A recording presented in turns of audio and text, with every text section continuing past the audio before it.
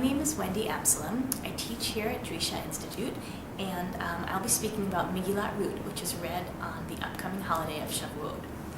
As the book of Ruth begins, Naomi, one of the main characters, loses her husband and her two sons. And after that, she turns to her two daughters-in-law, and she says to them, Shovna binotai lama telachna imi. She says to them, go back, my daughters, why should you continue to stay with me?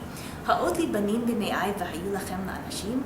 Do I have any more sons that I can give you as husbands? And she then goes on to say, even if she could conceive more children that evening, would her two daughters-in-law wait until these sons grow up and become adults in order to be able to marry them?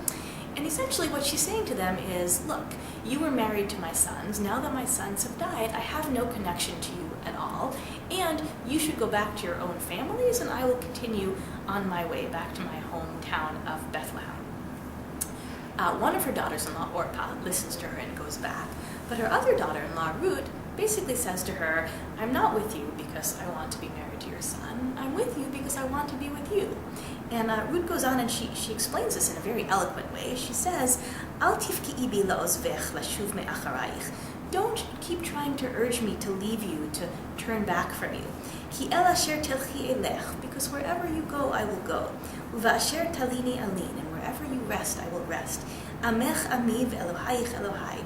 Your nation is my nation, your God is my God. Ba'asher tamuti amut v'sham ekaber. Wherever you die, I will die as well, and there I will be buried. And basically she says, Rak hamavet yafrid beini uvenech. Only death will come between the two of us, which is a very impressive statement of loyalty. The verses continue saying that Naomi realizes that she's not going to be able to persuade Ruth to turn around, and so the two of them continue together until they get to the city of Bethlehem. When they get there, apparently the whole town is sort of aghast at Naomi's appearance. They say to her, Zot Naomi, could this really be Naomi? And she responds and she says to them, no, don't call me Naomi, because Naomi means pleasant. Instead, call me Mara, call me bitter, because God has dealt very bitterly with me. And she explains by saying, Ani mele'ah halachti, I left here full, I left here with my husband and my sons. V'reikam heshivani Hashem, and God has brought me back entirely empty.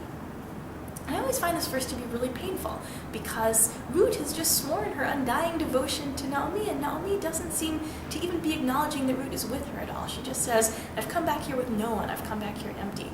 And the townspeople also don't even seem to see Ruth. They're just focusing on Naomi.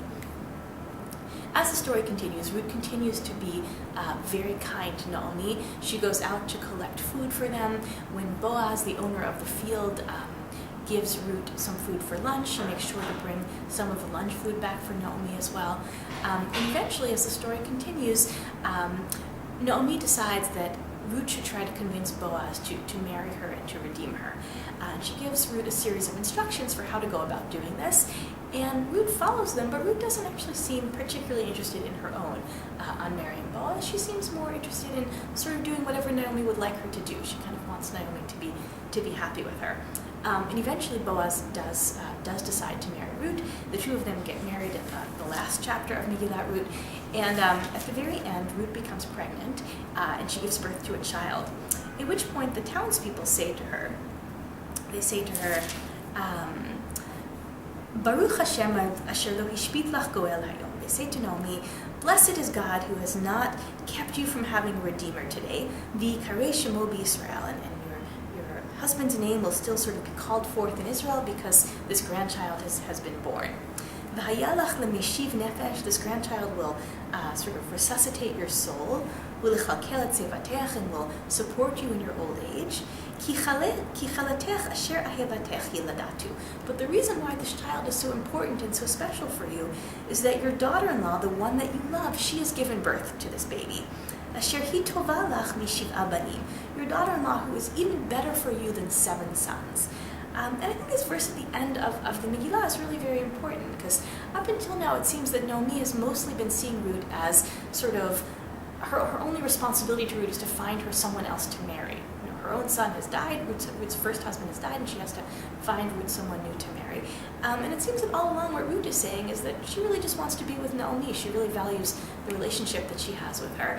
And I think at the end of the book, when the townswomen say to Naomi that the reason why this baby is so important for you is that it's your daughter-in-law who loves you so much. She's the one who's given birth to the baby. I think it's a validation of Ruth's love and kindness for Naomi. And in that way, I think it's a very interesting sort of book about female friendships, right? There's a sense in the beginning that maybe only family relationships are the ones that matter. And I think at the end, the book really confirms the fact that Ruth's devotion to Naomi and Ruth's feeling of love for Naomi is itself of great value, and is itself kind of the engine of redemption for Naomi. Chag Sameach, Shabbat Shalom.